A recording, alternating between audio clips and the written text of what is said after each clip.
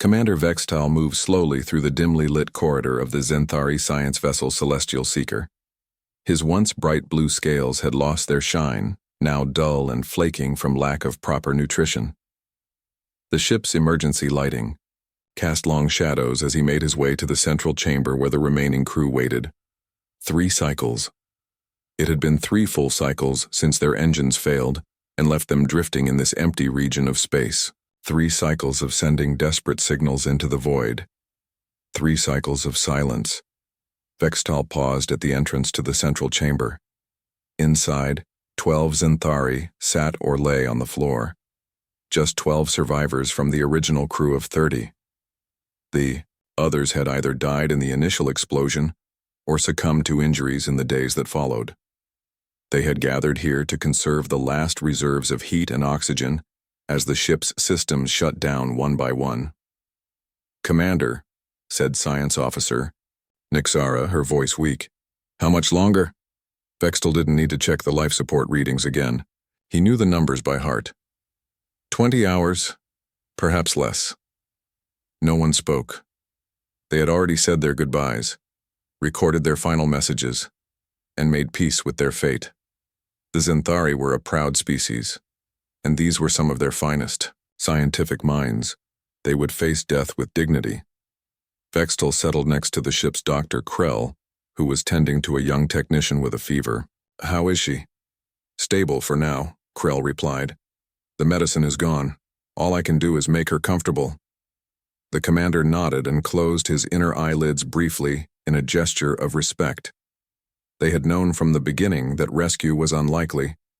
Their mission had taken them far from established trade routes, and the recent border conflicts with the Krax Imperium meant that the Zenthari Stellar Command deemed this quadrant too dangerous for rescue operations. They were on their own, left to die. "I wish to make a final log entry," Vextal announced, rising again. The others watched him with dull eyes as he moved to the command console. The system flickered to life, drawing on emergency power.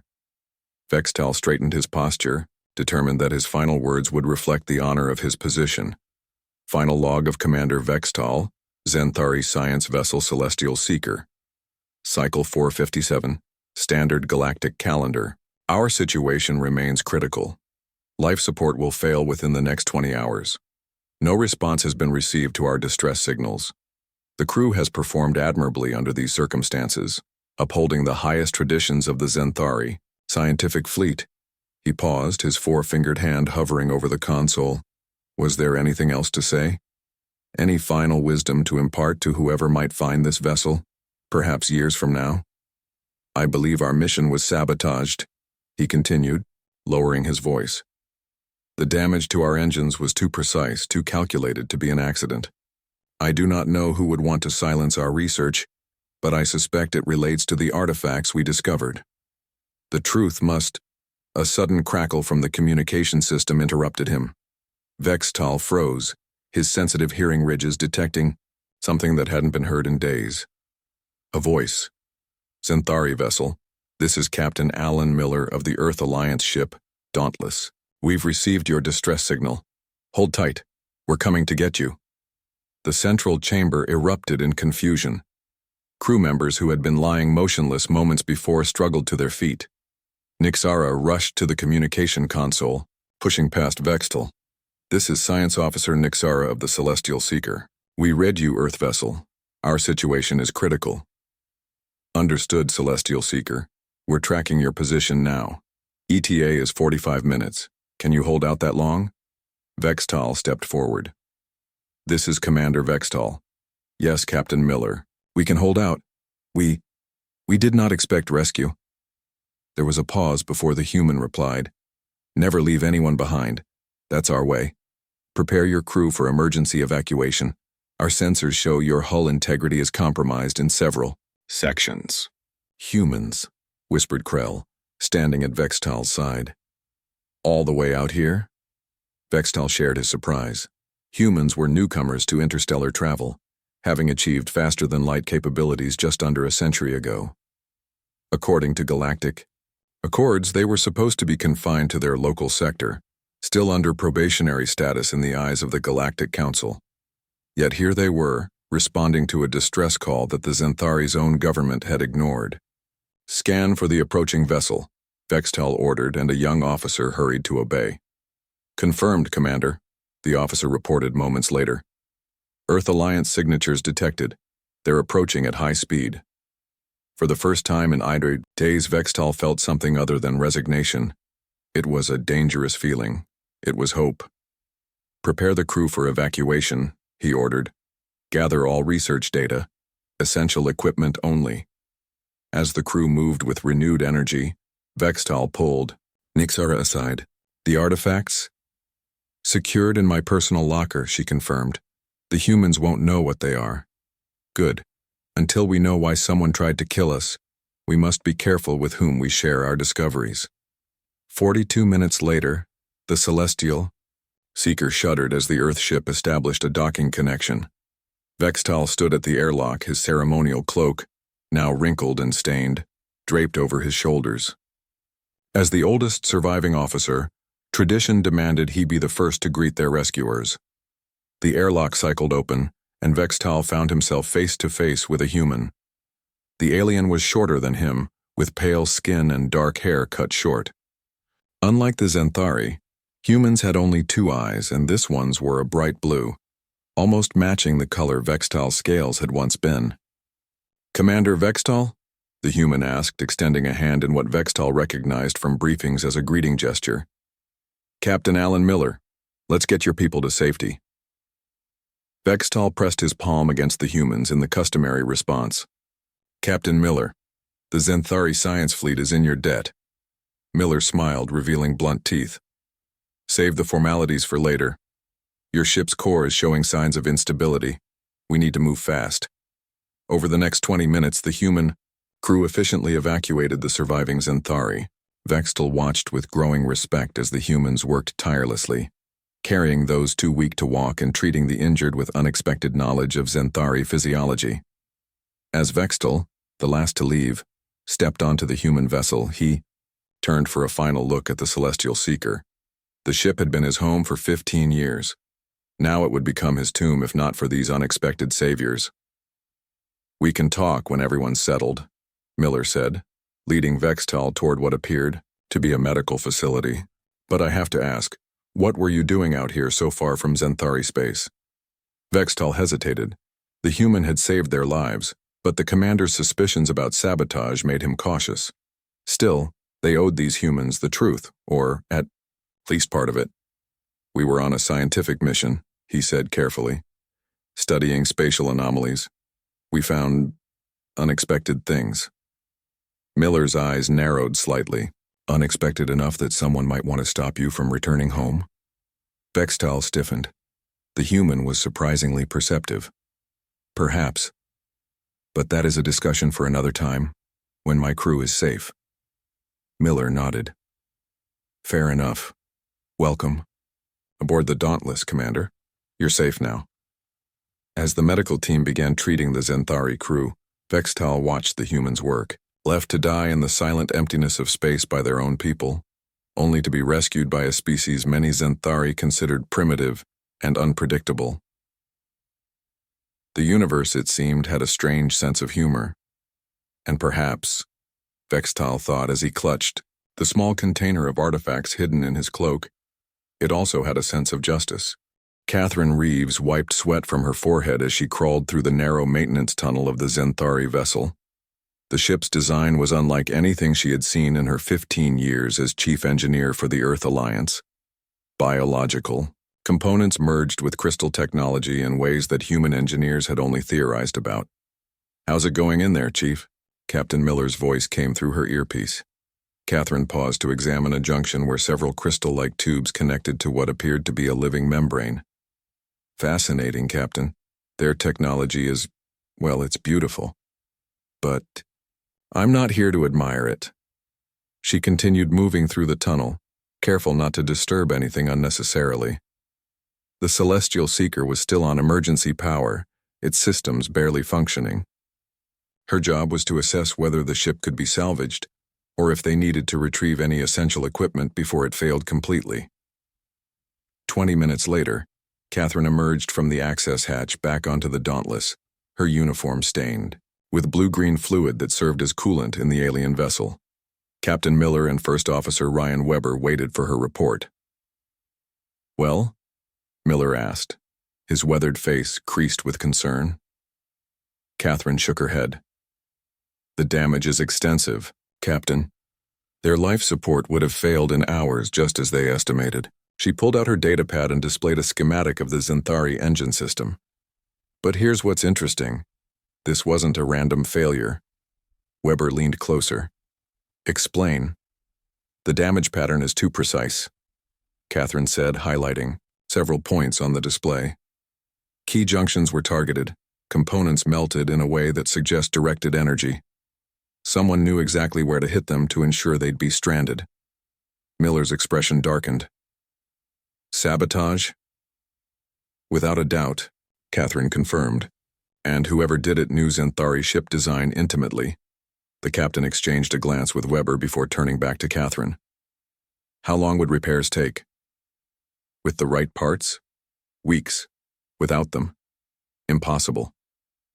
Their propulsion system is completely fried." She hesitated. "There's something else, Captain. I found data cores that appear to have been deliberately hidden in the maintenance tunnels. They weren't part of the ship's regular systems." Miller nodded slowly. "Our guests have secrets. Keep this between us for now. I want to speak with Commander Vextel myself." In the medical bay of the Dauntless, Dr. Olivia Hayes moved from one Zenthari patient to another, checking vital signs and adjusting treatments. Her background in xenobiology made her one of the few human doctors qualified to treat alien species. But even she was learning as she went. "Their physiology is remarkable," she said to her assistant. "Look at how quickly this tissue is regenerating." The Zenthari called Krell, who had identified himself as their doctor, watched her work with four-faceted eyes that missed nothing. "You seem quite knowledgeable about our biology, Dr. Hayes." Olivia smiled. "I studied your medical journals during my training, but reading about something and actually treating patients are very different." "Yet you saved Technician Mira's life," Krell observed. "She would have died without your intervention." "Your people are strong," Olivia replied. "They survived 3 cycles with minimal life support. That's impressive." Krell moved closer, lowering his voice. "May I ask why your ship was in this region? It's far from your usual territory." Olivia hesitated, aware that she wasn't authorized to discuss the Dauntless's mission. "I'm sure Captain Miller will be happy to discuss that with your commander." As if summoned by her words, Miller entered the medical bay, his tall frame commanding attention immediately. "Dr. Hayes, how are our guests doing?" "Much better, Captain. Their natural healing abilities are accelerated now that they're receiving proper nutrition and oxygen levels." Miller nodded. "Good. Is Commander Vextel available to talk?" "I am here, Captain Miller." The Zenthari commander sat up on a nearby bed. Though still weak, he looked much better than he had when first brought aboard. His scales had begun to regain some of their natural luster. "Doctor, could we have some privacy?" Miller asked. Olivia nodded. "Of course, he's stable enough for a conversation, but don't tire him out." After the medical staff withdrew to the other end of the bay, Miller pulled up a chair beside Vextel's bed. "Commander, my chief engineer has examined your ship. She believes it was sabotaged." Vextel's inner eyelids flickered, a sign of distress in Zenthari. "I suspected as much, but had no way to confirm." "Do you have any idea who might have wanted to strand you out here? Or why?" The Zenthari commander was silent for a long moment. "Captain Miller, I owe you my life and the lives of my crew. I wish to be honest with you, but I must first ask, what was your ship doing in this region? It is far from human space." Miller considered how much to reveal. The Dauntless had been on a classified reconnaissance mission, mapping potential expansion routes beyond Earth Alliance territory. But the fact that they had found the Zenthari vessel at all was pure luck. They had detected the distress signal during a routine sensor sweep. "We're explorers," Miller said finally. "Earth Alliance is looking to establish new trade routes." "Without Galactic Council approval?" Vexitel's tone held no judgment, only curiosity. Miller smiled slightly. Let's just say we prefer to ask forgiveness rather than permission. This seemed to satisfy the Zenthari. Then perhaps we have more in common than I thought. He glanced around to ensure they were not overheard. Our mission was also not entirely what our government believed it to be. Go on. Officially, we were studying spatial anomalies in this sector, but we discovered something else. Evidence of ancient technology far more advanced than anything the Council races currently possess. Vextal's voice dropped even lower. Technology that has been deliberately suppressed. Miller frowned. Suppressed by whom? The founding races of the Galactic Council. They have maintained their dominance for millennia by controlling which technologies are permitted to develop. Vextal reached beneath his medical garment and withdrew a small crystal container. This contains data that could change the power structure of the entire galaxy. Before Miller could respond, a loud alarm blared throughout the ship. The captain's communication device activated immediately. "Captain, to the bridge," came Weber's urgent voice. "We've got company. 3 ships just dropped out of FTL. They're broadcasting Zenthari military codes." Miller stood quickly. "Reinforcements?" "I don't think so, sir. They're powering weapons." Vextal gripped Miller's arm with surprising strength. "Captain, you must listen. If those are truly Zenthari military vessels, they are not here to rescue us. They are here to ensure no trace of our mission survives, including your ship now that you've made contact with us." Miller's eyes narrowed. "You're certain? My government abandoned us to die. Why would they suddenly send rescue now, just as we've been found by humans?" Vextal pressed the crystal container into Miller's hand. "Whatever happens, this must not fall into their hands." The captain tucked the container into his pocket without looking at it. "No one's dying today. Not your crew, not mine." He activated his comm. "Weber, battle stations. Tell Security Officer Jackson to get up here double time. And Dr. Hayes, prepare your patients for possible evacuation." As Miller strode from the medical bay, he felt the weight of the crystal in his pocket. Whatever secrets the Zenthari had discovered, they were worth killing for. And now those secrets were humanity's problem too. Security Officer Darius Jackson stood at his station on the bridge of the Dauntless, his dark eyes fixed on the tactical display. 3 Zenthari warships had formed a blockade position around them, their weapon systems fully powered. "They're hailing us, Captain," said Communications Officer Elena Martinez. Captain Miller straightened his uniform. On screen. The main view screen flickered to life, showing a Zenthari officer whose scales were a deeper blue than Vextal's, marked with silver patterns that indicated high rank. "Earth vessel," the Zenthari said without preamble. "This is Fleet Commander Zorax of the Zenthari Defense Force. You have interfered with a restricted operation. Power down your systems and prepare to be boarded." Miller stepped forward. "Fleet Commander, this is Captain Alan Miller of the Earth Alliance vessel Dauntless. We responded to a distress signal from the science vessel Celestial Seeker. We have 12 survivors aboard receiving medical treatment." "That vessel and its crew are Zenthari property," Zorax replied coldly. "Their mission was classified. By aiding them, you have violated multiple sections of the Galactic Accords." First Officer Ryan Weber leaned close to Miller. "Sir, they're moving into attack positions." Miller nodded slightly, then addressed the Zenthari commander again. "We acted according to the Universal Distress Protocol, which supersedes national boundaries. These people were dying. And now you will die with them if you do not comply," Zorax said. "You have 5 minutes to power down and prepare for boarding." The transmission cut off abruptly. "Options?" Miller asked, looking around at his bridge crew. Darius stepped forward. "Their ships outgun us 3-1, Captain. In a direct fight, we don't stand a chance." "Can we outrun them?" Miller asked. Catherine Reeves, who had rushed to the bridge from engineering, shook her head. "Not all 3, maybe 1, but their ships are designed for pursuit." "Could we use the Celestial Seeker as a distraction?" Weber suggested. Miller considered this. "Possibly. But I'm not risking the lives of 12 people we just saved." He turned to Catherine. What about the sensor? Ghost protocol we were testing? Her eyes widened.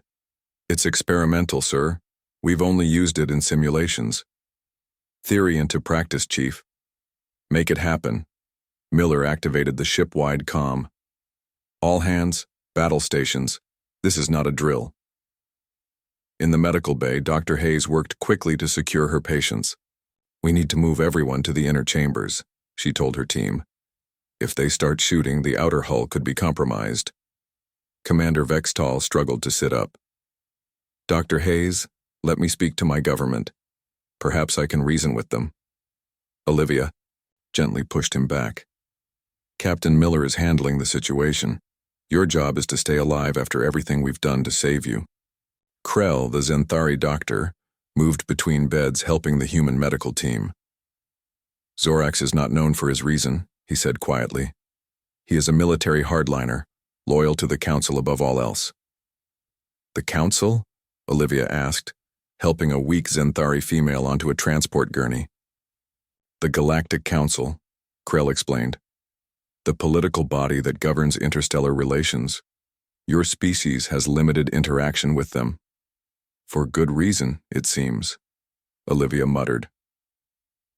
Back on the bridge, Catherine worked frantically at the engineering station. Sensor ghost protocol ready, Captain, but it will only give us a few minutes of confusion at best. That might be enough, Miller said. Helm, plot a course through the asteroid field at Mark 227. On my signal, engage. At full speed. Sir, that's dangerously close to the gravity well of the gas giant, the helm officer protested. Exactly why they won't expect it. Miller turned to Darius. Prepare a spread of sensor buoys. Program them to mimic our engine signature. Darius nodded, understanding the plan. Ready, sir. Miller checked the time. 1 minute until their deadline. He took a deep breath.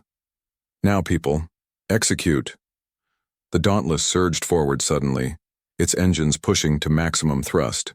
At the same time, Catherine activated the sensor ghost protocol, creating multiple false readings of the ship on enemy scanners. They're firing, Weber shouted as energy beams lanced out from the Zenthari vessels. The ship rocked as one blast grazed their shields. Damage report, Miller demanded. Shields holding at 82%, Catherine replied. The ghost protocol is working. They're firing at multiple locations. Darius released the sensor buoys, which scattered in different directions, each broadcasting a signal identical to the Dauntless's engine signature. Entering the asteroid field now, the helm officer announced, her hands moving swiftly over the controls. The view screen showed massive chunks of rock spinning slowly in the darkness. The Dauntless weaved between them, using the natural cover to break sensor lock. The Zenthari ships are in pursuit, Darius reported. But they're splitting up to chase the buoys.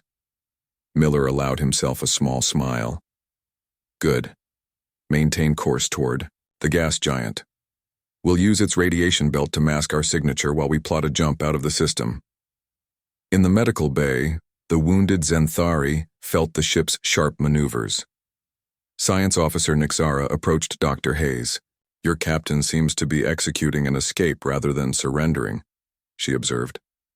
Captain Miller doesn't abandon people he's rescued, Olivia replied, steadying a tray of medical supplies. It's not our way.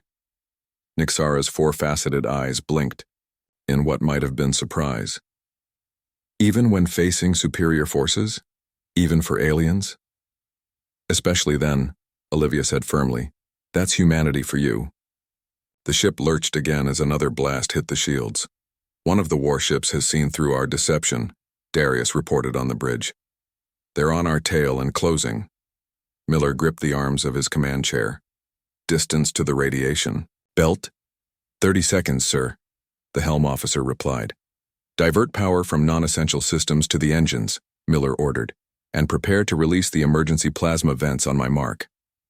Catherine looked up sharply. Sir, that will leave us without reserve power for at least 10 minutes. Better than being captured, Miller replied grimly. Stand by, now.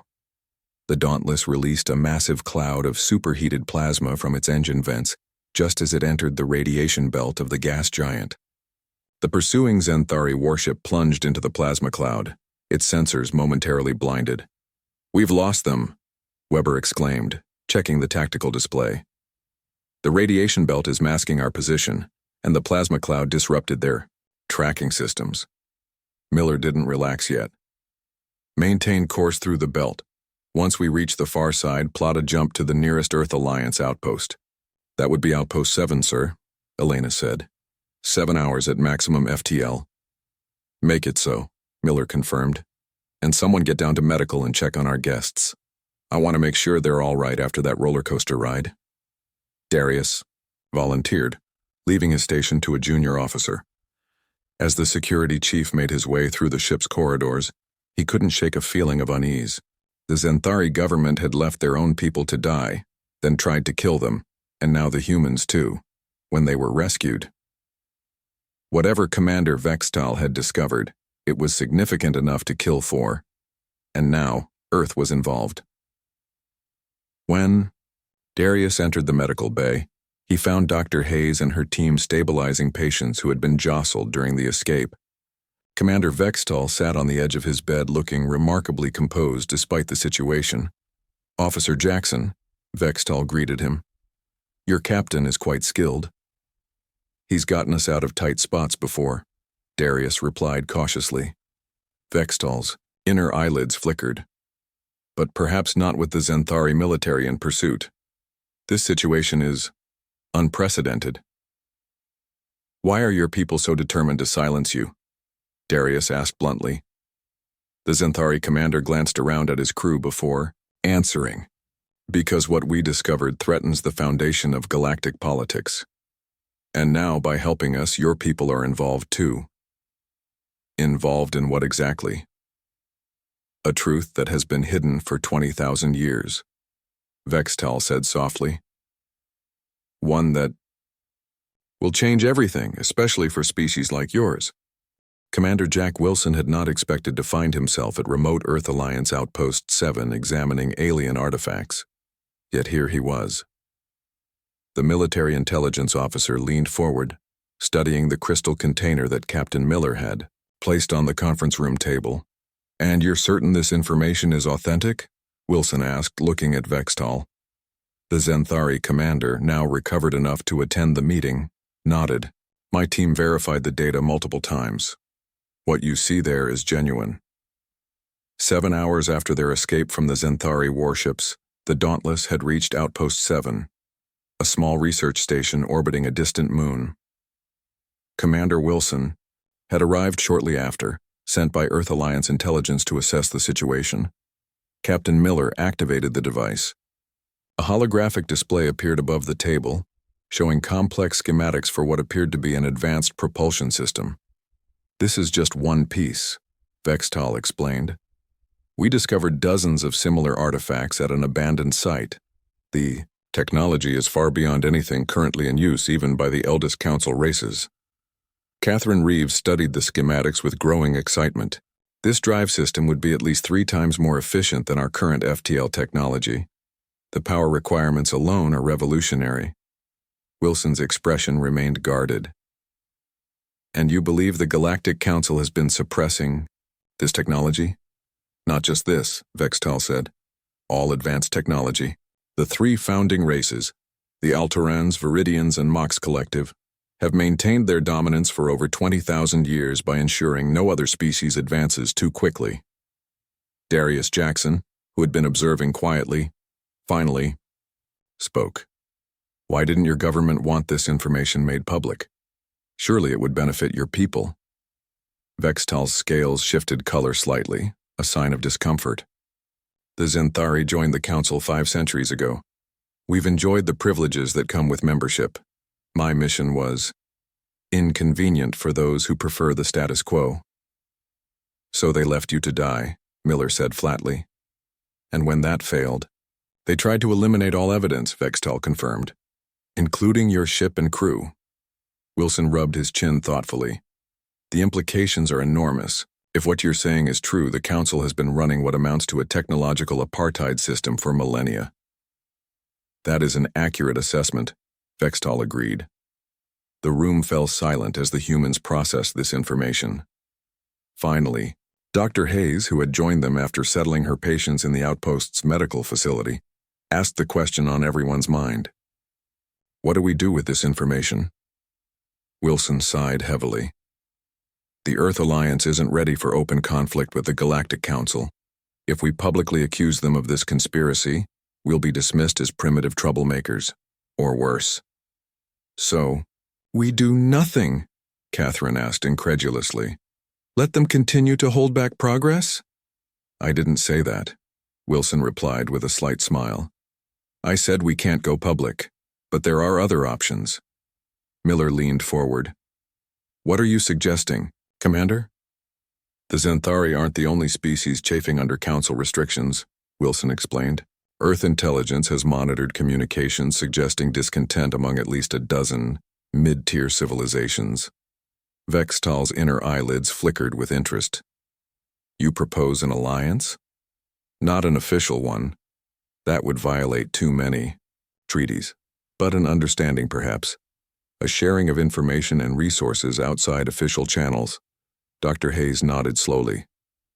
A technological resistance movement.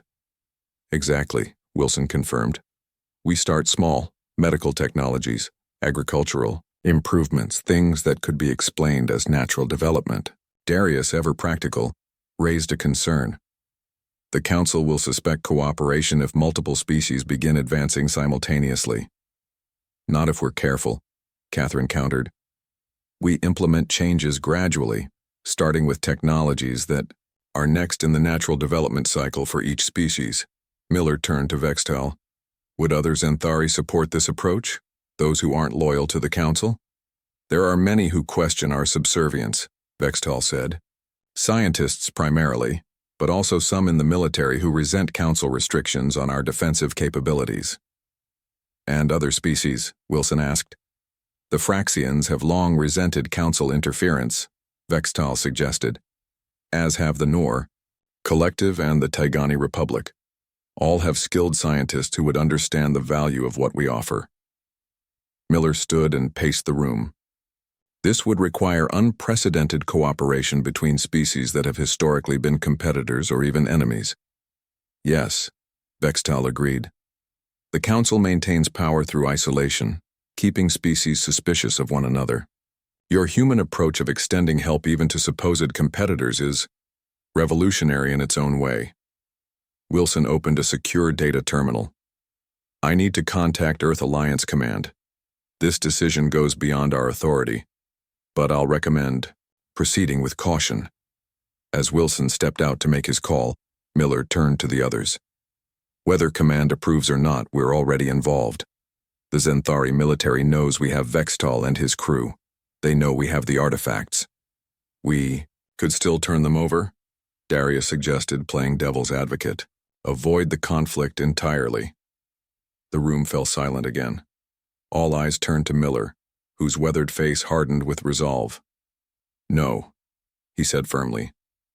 We don't abandon people we've saved, and we don't surrender knowledge that could benefit billions across the galaxy simply because some ancient powers want to keep their advantage. Dr. Hayes smiled. That sounds like the official start of a resistance movement to me. A very human decision, Vextal observed, his tone suggesting approval. Catherine began examining the schematics more closely. If we're really doing this, I should start analyzing how these technologies could be adapted to different species' existing systems. The door slid open, and Wilson returned. His expression was grim but determined. Command is cautiously supportive, he announced. They're sending additional personnel and resources to help establish secure communication protocols with potential allies. So we're really doing this, Darius said, not quite a question. We are, Wilson confirmed.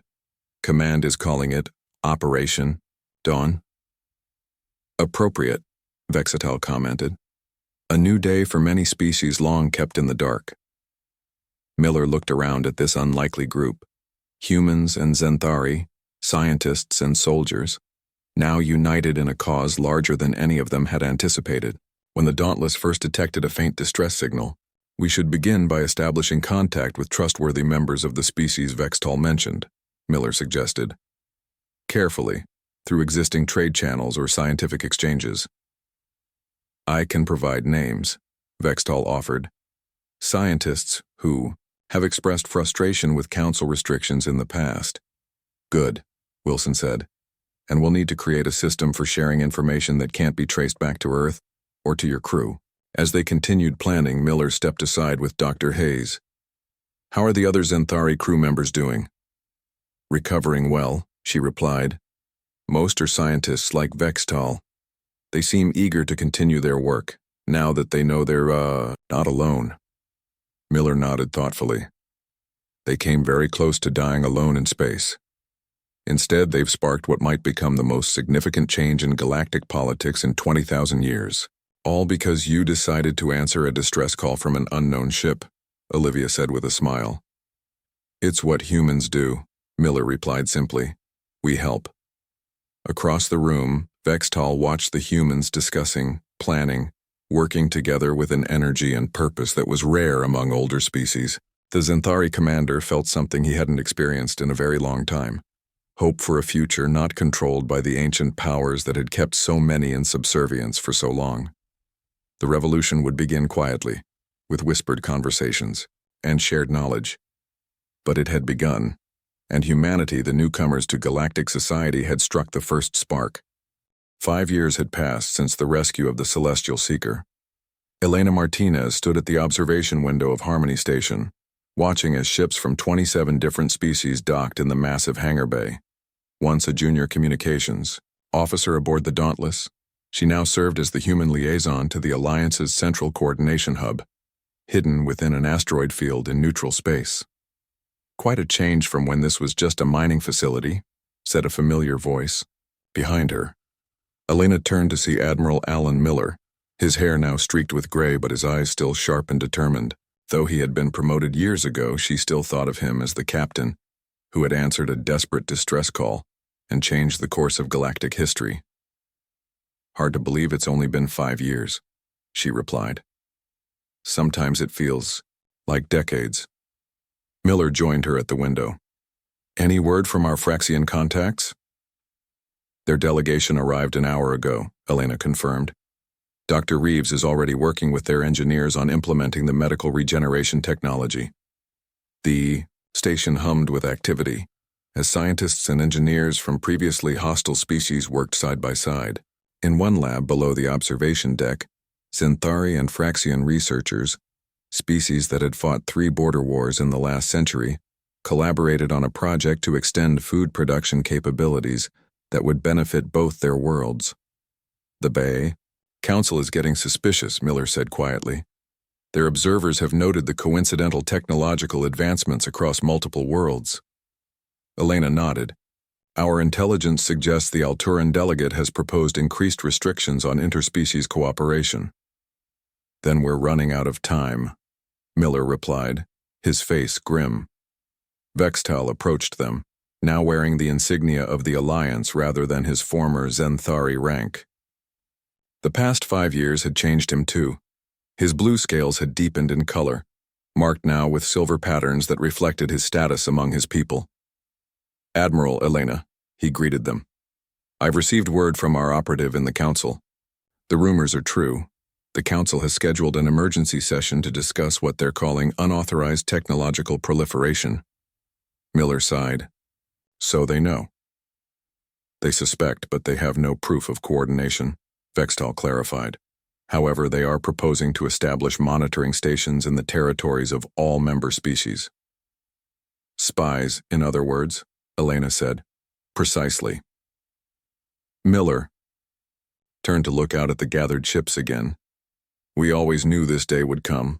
The question is, are we ready? Their conversation was interrupted by the arrival of Nixara, who had become the Zenthari representative to the Alliance leadership. Admiral, the Council meeting is about to begin. Everyone is assembled. The 4 of them made their way to the central chamber of Harmony Station.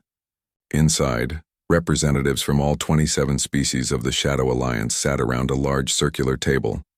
Some appeared in person, others as holographic projections from distant worlds. Miller took his place at the table. Though not officially, the leader, the Alliance had no single leader by design. He was respected as the human who had helped start it all. "Friends," he began, his voice carrying across the chamber. "For 5 years we have worked in secret, sharing knowledge that was kept from us for millennia. We've improved medicine, food production, energy systems, all without drawing too much. Attention." He paused, looking around the table. "But that time is ending. The Council has noticed our progress and is moving to stop it. We must decide now. Do we continue in the shadows, risking discovery and punishment, or do we step forward and challenge the old order directly?" The chamber erupted in discussion. Some representatives argued for caution, others for bold action. The debate continued for hours, with each species weighing the risks to their people. Catherine Reeves, now Chief Science Officer of the Alliance, finally stood to speak. "The technologies we've recovered and developed together have given us advantages the Council doesn't know about. Our ships are faster, our shields stronger. If conflict comes, we can defend ourselves." "But at what cost?" asked the Nor representative, their crystalline form shimmering with concern. "War benefits no one." "Who said anything about war?" Darius Jackson countered. He had left Earth Alliance security to become the Alliance's strategic advisor. "We're talking about freedom, the right to develop without arbitrary restrictions." As the debate continued, Elena watched Miller. She could see him considering every argument, weighing every risk. Finally, he stood again and the room fell silent. "I suggest a middle path," he said calmly. "Not continued secrecy, which will fail eventually. Not war, which would devastate worlds. But open declaration of a new galactic alliance, one based on cooperation and shared progress rather than control." Vextal's inner eyelids flickered with interest. "You propose we reveal ourselves?" "Yes," Miller confirmed. "We invite all species to join us, including the founding council races. We make it clear that we seek partnership, not conflict. We show them that we've surpassed the need for their oversight." "A bold move," Nixara observed. "Humanity specializes in bold moves," Miller replied with a slight smile. "It's gotten us this far." The representatives discussed the proposal intently. Gradually, a consensus emerged. They would reveal the alliance publicly and extend an open invitation to all species to join them. 3 weeks later, representatives from the alliance gathered on a neutral space station. Billions across the galaxy watched the transmission as Admiral Miller prepared to address them. "People of the galaxy," he began, his voice calm and clear. "For too long, artificial barriers have been placed between us, between our peoples, our technologies, our potential. Today, we choose a different path." As he spoke, ships from all Alliance species moved into formation around the station, a show of unity and strength.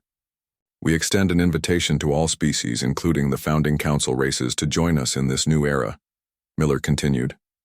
"We have survived in the cold of space, alone, isolated, left to die. We have learned that our greatest strength comes not from hoarding knowledge, but from sharing it." In her position beside him, Elena felt pride swell in her chest. The human who had answered a distress call from a dying alien ship now stood before the galaxy, offering a new way forward. The response was immediate and overwhelming. Across the galaxy, species that had been denied full participation in galactic affairs for centuries rallied to the Alliance's call. The Council, faced with this unified front, found its power base eroding hour by hour. Later, as Miller and Elena watched the reports of new worlds declaring for the Alliance, she asked, "Did you ever imagine it would come to this when you picked up that distress signal 5 years ago?" Miller shook his head. "I just did what any human would do. You don't leave people to die alone in the silence of space." Vextal joined them, gazing out at the stars. "Your people have a strange way of seeing the universe, Admiral. Most species look to the stars and see resources to claim, territory to control." "And what do humans see?" Elena asked. Miller smiled. "Neighbors we haven't met yet. On worlds across the galaxy, species that had once feared each other began working together openly. Technologies that had been suppressed for millennia transformed lives, bringing health and prosperity to billions. And it had all begun with a simple human principle. You don't leave people behind, even strangers, even aliens, especially not to die alone in the silence of space.